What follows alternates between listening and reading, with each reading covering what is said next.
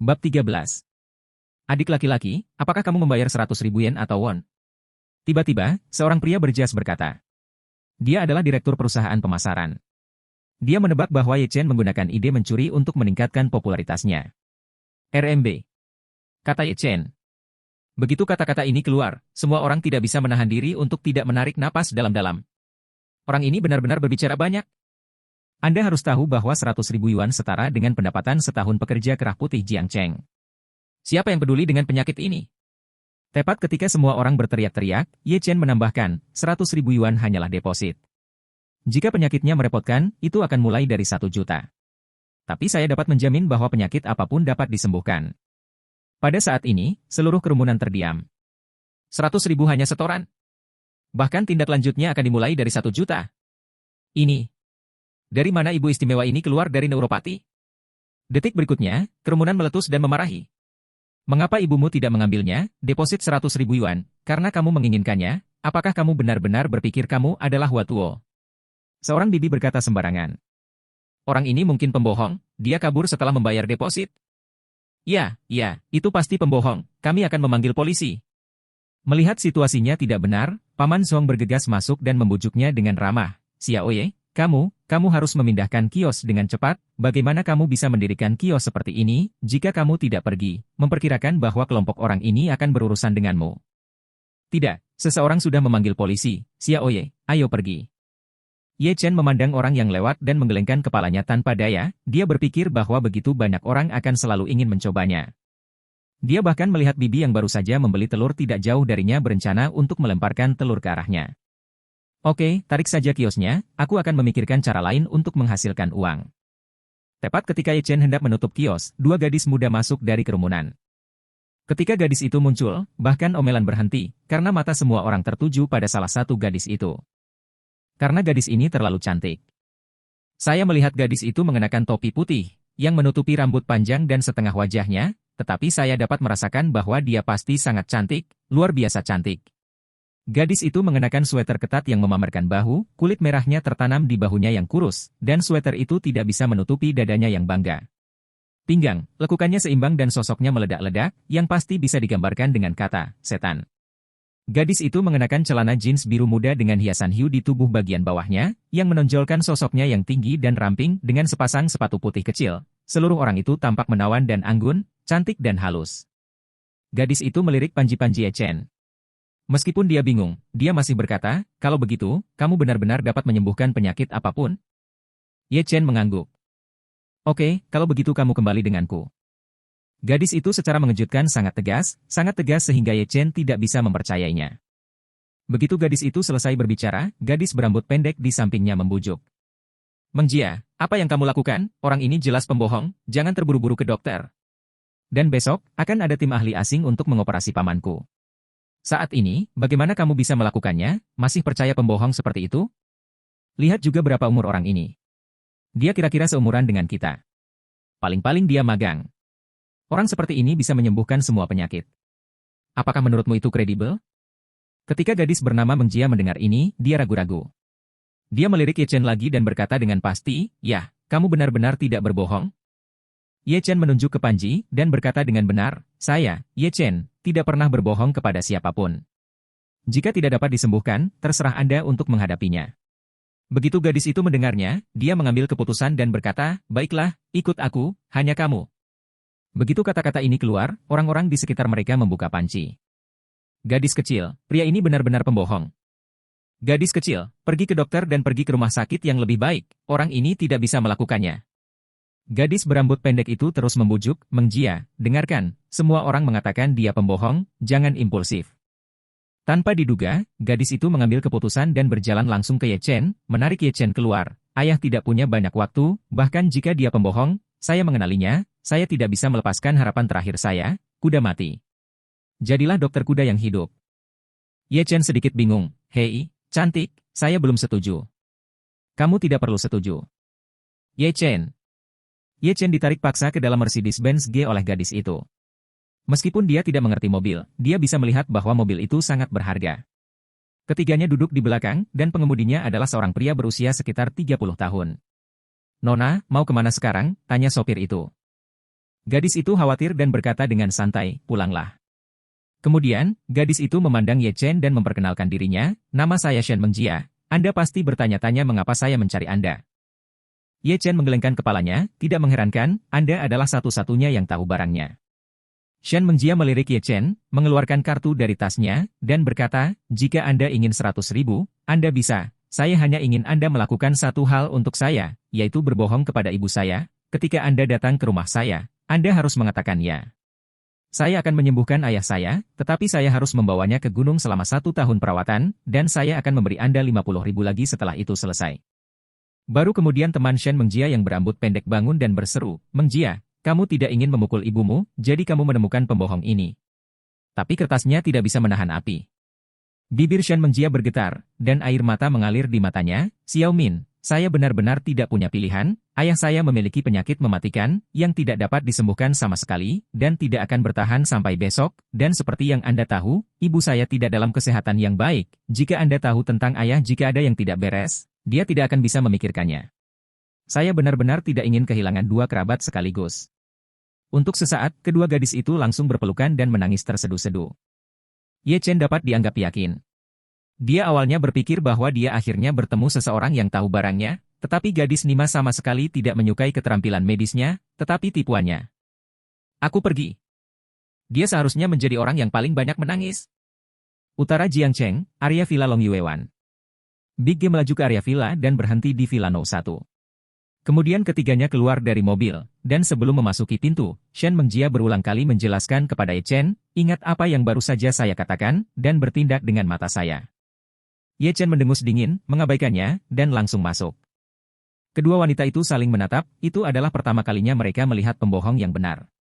Mengjia, kenapa aku merasa orang ini tidak bisa diandalkan? Tanya Xiao Min. Oh, lupakan saja, ke sini, kamu tidak bisa mengusir orang. Jadi, mereka berdua juga masuk. Bab 14. Villa di lantai 3. Ye Chen akhirnya melihat ayah Shen Mengjia, yang sedang berbaring di tempat tidur dan infus, matanya tertutup, bibirnya ungu, dan seluruh tubuhnya setipis tulang. Tidak ada kehidupan sama sekali. Ini adalah orang yang hampir melangkah ke gerbang neraka, dan keterampilan medis dunia tidak dapat menyelamatkannya sama sekali.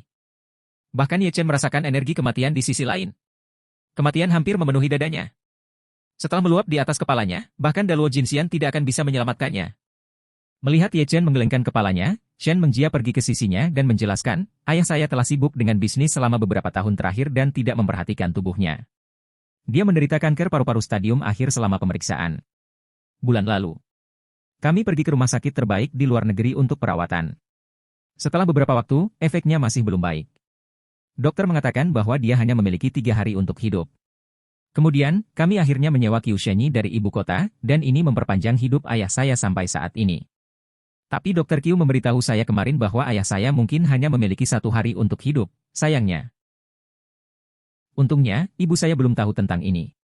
Saya harap Anda dapat membantu saya menyembunyikannya. Saya sangat mohon, uangnya tidak kurang dari 1 sen untuk Anda. Tepat ketika Ye Chen hendak berbicara, dia melihat seorang wanita berbaju Cheongsam bergegas, dan di samping wanita itu ada seorang pria tua berjas putih. Jangan terlalu banyak berpikir, wanita ini seharusnya menjadi ibu Shen Mengjia dan objek penipuannya kali ini. Adapun pria tua berjas putih di sekelilingnya, diperkirakan adalah Dr. Genius Q yang disebutkan oleh Shen Mengjia. Ibu Shen datang ke Shen Mengjia dan menangis secara langsung, dan bahkan memeluknya erat-erat, menangis, Jia, saya baru saja mendengar dari Dr. Q bahwa Haihua tidak punya banyak waktu, benarkah? Jika Haihua pergi sekarang, apa gunanya saya kehidupan? Mata indah Shen Mengjia melebar, dan dia menatap langsung ke Divine Dr. Q di sampingnya. Sebelum dia pergi, dia jelas berkolusi dengan Kyushenyi. Biarkan dia tidak mengatakannya. Tapi apa situasi saat ini? Ini membuatnya lengah.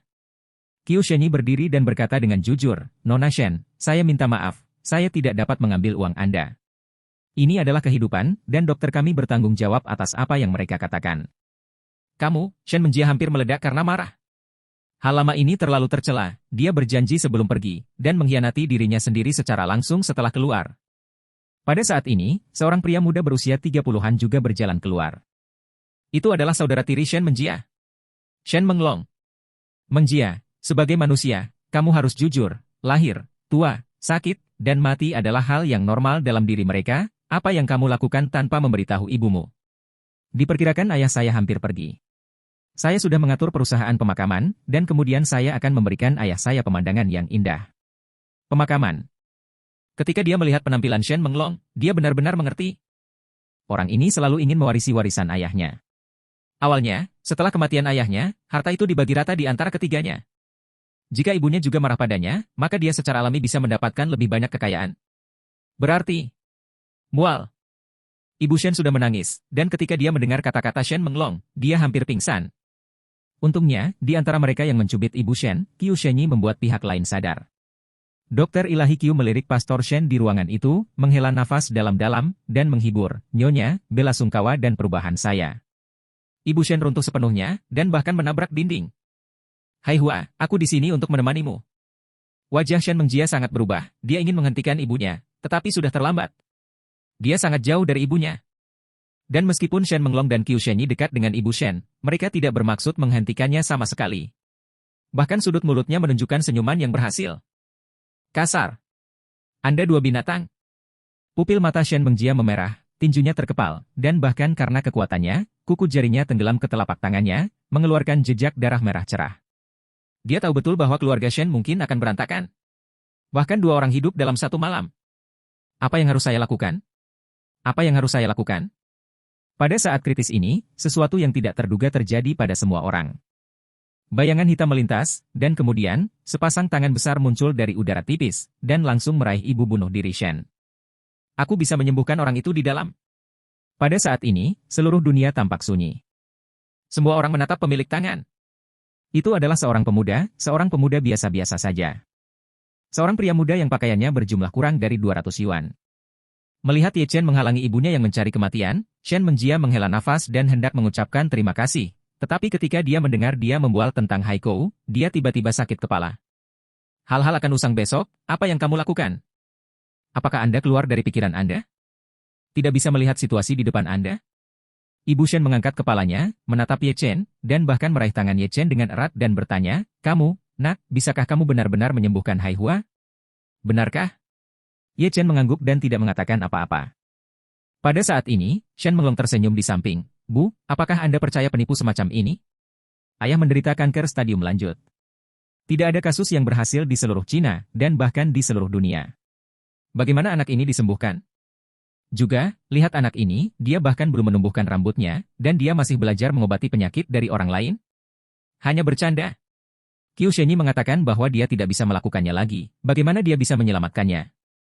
Ye Chen tampak tenang dan berkata, "Jika orang lain tidak bisa diselamatkan, bukan berarti aku, Ye Chen, tidak bisa diselamatkan." Qiu Shenyi juga berdiri dan bertanya, "Wah, apakah Anda memiliki sertifikat kualifikasi medis? Dari sekolah mana Anda lulus? Mungkin saya bahkan mengajar dekan Anda."